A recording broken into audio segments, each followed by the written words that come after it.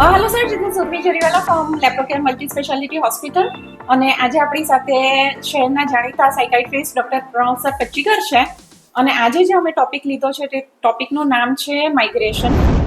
Migration એટલે students કે પછી જોબ કરવાવાળા લોકો કે ધંધો કરવાવાળા લોકો પોતાનું હોમટાઉન છોડીને જ્યારે બીજા શહેરમાં શિફ્ટ થાય છે, ઘણી વખત બીજા દેશમાં શિફ્ટ થાય છે અને પછી ત્યાં બીજી જગ્યાએ જઈને એ લોકોને હોમ સિકનેસ ફીલ થાય છે. તેના વિશે આપણે પ્રણવ સર સાથે ડિસ્કસ કરીશું. જી બિલકુલ ઉર્મિલ, એટલે એમાં ફક્ત હોમ સિકનેસ એ એકલો પાર્ટ નથી. બેઝિકલી ઘણા બધા લોકોને શહેરનું આકર્ષણ હોય એટલે એ શહેર તરફ આવતા હોય.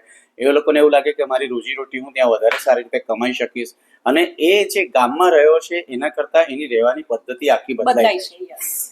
એટલે કે એને એનો સ્ટ્રેસ લાગે છે કે આમાં હું કેવી રીતે જીવી શકીશ. એને ઘણી બધી વખત બસ પકડવાની હોય, મેટ્રો પકડવાની હોય, ટ્રેન પકડવાની હોય, અથવા તો જે જગ્યા પર રહેતો હોય ત્યાંથી એને ક્યાં જવાનું છે તેની ખબર નહીં હોય. તમને ઉંચકીને અત્યારે સીધું કોઈક બીજા દેશમાં મૂકી દે અને તમને એનો નકશો પણ નથી આપવામાં આવ્યો, તમે એની ભાષા નથી જાણતા, તો તમારી હાલત કેવી થાય? આ જ હાલત પેશન્ટોની પણ થાય છે. અત્યારે તો બહુ બધા લોકો કેનેડા તરફ શિફ્ટ થઈ રહ્યા છે, લંડન તરફ શિફ્ટ થઈ રહ્યા છે. એટલે કે ત્યાં તો ઇંગ્લિશ ચાલી જાય. ઇંગ્લિશ આપણા ત્યાં મોટાભાગના છોકરાઓ ઇંગ્લિશ મીડિયમમાં ભણતા હોય છે અને કરે છે, પણ ત્યાંના એક્સેન્ટ અને ત્યાં ઘડીની જે આખી રહેણી કરણી છે, કલ્ચર આખું કલ્ચર બદલાઈ જાય છે અને એને કારણે જે સ્ટ્રેસ પેદા થાય.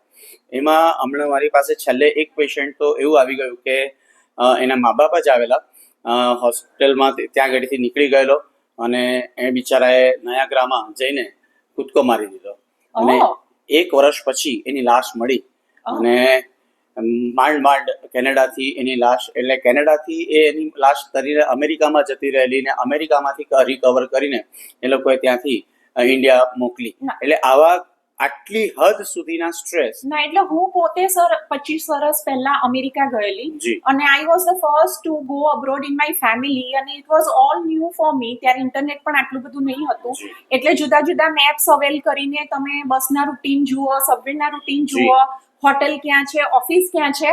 પણ મને એવું લાગતું હતું કે આ બધા સ્ટ્રેસ ટેમ્પરરી હોય અને થોડા વખતમાં તમે સેટ થઈ જાઓ એટલે પછી ધીરે ધીરે તમે જિંદગી પાછી જે રેગ્યુલર રૂટીન હોય તે થઈ જાય. પણ I am very much surprise to know કે લોકો આટલો બધો સ્ટ્રેસ થઈ જાય કે સ્યુસાઇડ પણ કરે. યસ, હમણાં જ ઉર્મિલ મારે ત્યાં છેલ્લા અઠવાડિયામાં 3 કેસીસ એવા આવી ગયા છે કે ત્યાં ઘડી છોકરાઓ કામ કરતા હોય, કારણ કે ત્યાં ઇટ ઇઝ કમ્પલસરી બીકોઝ મા બાપે લોન લીધી છે અને ત્યાં ઘડી એ લોકો કામ કરતા હોય, 8-10 કલાકની ડ્યુટી પણ કરતા હોય, તો એને કારણે એટલા બધા માનસિક રીતે થાકી જતા હોય છે કે ત્યાંથી એ લોકોને પેનિક એટેક આવવા માંડે, એમને ગભરામણ, આત્મહત્યાના વિચારો, પરસેવો છૂટી જવો થઈ શકે. કારણ કે છોકરાઓ અહીંયા સારા ઘરોમાંથી આવતા હોય, એ લોકોએ અહીંયા કોઈ કામ કોઈ દિવસ કર્યું નથી. આપણે ત્યાં સર્વન્ટ્સ હોય છે, મમ્મી પપ્પા પણ 1 કે 2 સંતાન હોય એટલે બરાબર ધ્યાન આપતા હોય. ઘણા ઘરોમાં તો એવું હોય છે કે છોકરાઓ પોતાનો ટોવેલ પણ સુકવતા નથી. એક્ઝેક્ટલી. અને ત્યાં જઈને એમને કપડા વાસણ પણ કરવા પડે અને પૈસા બચાવવા માટે ત્યાં ખાવાનું પણ બનાવવું પડે. એટલે એવા છોકરાઓ ત્યાંથી માઇગ્રેટ થઈને પાછા આવી ગયા છે કે માથી હવે સહન થતું નથી અને એ લોકોને ખાસી એવી સારી ડિગ્રીમાં કામ મળ્યા પછી પણ, સારી એવી ડિગ્રીમાં એડમિશન મળ્યા પછી પણ એ લોકો છોડીને પાછા આવી ગયા છે. એટલે એ લોકોનું કાઉન્સેલિંગ કરવું, એ લોકોને એમાંથી બહાર કાઢવા, એ ઘણી વખત ઘણું બધું અઘરું થઈ જાય છે. કારણ કે એમના પપ્પા મમ્મીની ફિકર ચિંતા એ હોય છે કે અમે હવે પૈસા કેવી રીતે ભરીશું અને છોકરાને ત્યાં ઘડી હવે રહેવાય એવું છે જ નહીં, એની તાકાત જ નથી, માનસિક નહીં. અને માનસિક તાકાત ખોવાની સાથે સાથે એની ભૂખ ઓછી થઈ જાય, એનું વજન ઓછું થઈ જાય, એટલે શારીરિક એફિશિયન્સી પણ એની એકદમ ઘટી જાય. અત્યારે જ ઉપર જે એક બેન દાખલ થયા છે ટાઇફોઇડ માટે, તે બેનનો દીકરો વર્ષથી અમેરિકા છે. ગયા વર્ષે પણ એ બેન મળેલા હોસ્પિટલ, તો ત્યારે તો દેવર અને હેપી કે મારો દીકરો હમણાં જ ગયો છે ને સેટલ નથી થયો. પણ હવે એ વાતને વર્ષ થયું છે. ગઈકાલે હું એમને મળી તો ગઈકાલે પણ બંને હસબન્ડ વાઈફ દેવર ક્રાઇંગ કે અમારો દીકરો હજી પણ સેટલ નથી થયો અને અમે એવું બોલાવીએ, અમે એવું વિચારીએ છીએ કે એવું હોય તો ઇન્ડિયા પાછો આવતો રહે. બિલકુલ. અને આ જ વસ્તુ ખાલી એવું નથી કે બીજા દેશમાં, એટલે આ સાયકેટ્રીની બુકમાં તો બહુ સરસ રીતે લખેલું છે કે ડેવલપિંગ કન્ટ્રીમાંથી ડેવલપ કન્ટ્રીમાં જે પણ લોકો જાય છે તેને માઇગ્રેશન સ્ટ્રેસ હંમેશા લાગે છે. અને એવું જ આપણા ઇન્ડિયામાં પણ છે. ઘણા બધા રાજ્યો એવા છે કે જ્યાં ગરીબાઈનું પ્રમાણ વધારે છે. એ લોકો ધારો કે સુરતમાં આવી જાય, અમદાવાદમાં આવી જાય કે બોમ્બેમાં આવી જાય, તો એ લોકોને પણ એ જ સ્ટ્રેસ એ રીતે લાગે છે અને એ લોકો એટલી હદ સુધી ડિપ્રેશનમાં જતા રહે છે કે એના કરતા તો હું ગામમાં ખેતી કરતો હતો તે સારું.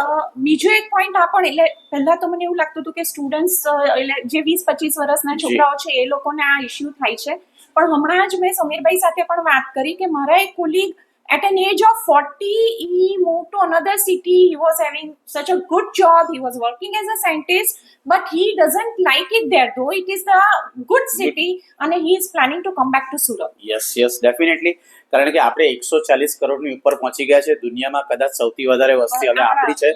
એટલે ત્યાં આગળ જઈને તમે જુઓ તો કદાચ માણસ શોધતા નહીં મળે. એટલે આપણને જે ટેવ પડી છે અનકોન્શિયસ કોમ્યુનિકેશન કરવાની, એનો પણ ત્યાં આગળ અભાવ સર્જાય છે અને એ કારણે માણસ એકલતા અનુભવે અને એકલતા એટલે ડેફિનેટલી સેડનેસ લાવે અને આ વસ્તુ ડિપ્રેશનની તરફ ખસેડી જાય છે અને મેં તમને કીધું તેમ કે સુસાઇડની હદ સુધી જઈ શકે. ના, એટલે ખાસ કરીને યુરોપના દેશોમાં કે જ્યાં વસ્તી ખૂબ ઓછી છે, આપણે તો જેવા ઘરની બહાર નીકળીએ તેવા લોકો દેખાય, આપણે તો અડોશી પડોશી રિલેટિવ્સ લોકો આવતા જતા હોય છે. અને યુરોપમાં જઈએ તો ઠીક છે, જે શોપિંગ સ્ટ્રીટ્સ હોય ત્યાં ભીડ હોય, પણ અધરવાઇઝ જે રેસિડેન્શિયલ એરિયા હોય છે, તમે આખી સ્ટ્રીટ ચાલી કરો તો તમને એક જણ દેખાય નહીં. મોટા મોટા પાર્ક્સમાં જાઓ તો ભાગ્યે તમને દૂર દૂર 2-3 ફેમિલીઝ જોવા મળે છે. લોકો એને કારણે પણ અહીંયા તો લોકો જ નથી દેખાતા અને એને એવા એટલા પણ દેખાય તો એ તમને ગ્રીટ નથી કરતા. હમણાં હું લેપ્રોકેરમાં ઉપર આવ્યો તો આપણા નીચેના નરેશભાઈ વોચમેન એ મને કેમ છો સાહેબ, કેવું ચાલે છે, મેં એમને પૂછ્યું ભાઈ બધું ઘરમાં બરાબર છે ને.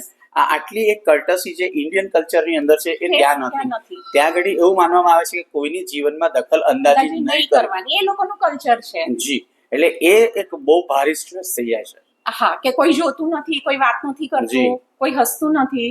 તો આમાં શું થઈ શકે છે? બેઝિકલી આમાં ડેફિનેટલી ડિપ્રેશનની ટ્રીટમેન્ટ કરવી પડે, એનું કાઉન્સેલિંગ કરવું પડે, એને સમજાવવું પડે કે આ ટેમ્પરરી ફેઝ છે અને એના ગોલ માટે કે એની જિંદગીમાં એણે શું ગોલ બનાવ્યો છે એને વધારે ઉજાગર કરીને એની એ ગોલને પામવાની શક્તિને વધારવા માટે કાઉન્સેલિંગ કરવું પડે. એટલે જે પેરેન્ટ્સ જેમના છોકરાઓ આવી સિચ્યુએશનમાંથી પાસ થઈ રહ્યા છે, કે ઇવન જે લોકો મોટી ઉંમરના એડલ્ટ ગ્રોનઅપ્સ, એ લોકો જો આવા કઈ ફેઝમાંથી પાસ થઈ રહ્યા હો તો પ્રણવ સર લેપ્રોકેર હોસ્પિટલ પર હોય છે. આ વસ્તુમાં હવે કંઈ નહીં થઈ શકે, મારા સંતાનનું હવે શું થશે એવી ચિંતા કરવાની જરૂર નથી. એક વખત લેપ્રોકેર હોસ્પિટલ આવો, પ્રણવ સરને મળો, તમારી તકલીફનું ચોક્કસપણે સોલ્યુશન આવશે. અને આ ટેમ્પરરી જે ચિંતા કે ટેન્શન છે એના માટે કરીને આખું ભવિષ્ય પણ ખરાબ કરવાની જરૂર નહીં. બિલકુલ સાચી વાત છે રૂહીબેન. દરેક મા બાપને હું રિક્વેસ્ટ કરીશ કે હારી જવાની જરૂર નથી. બચ્ચું કદાચ માનસિક અને શારીરિક રીતે હારી ગયું છે તો એને તાકાત આપવાની કળા અમારી પાસે છે. લેપ્રોકેર હોસ્પિટલ પર તમે અમારી મદદ લઈ શકો.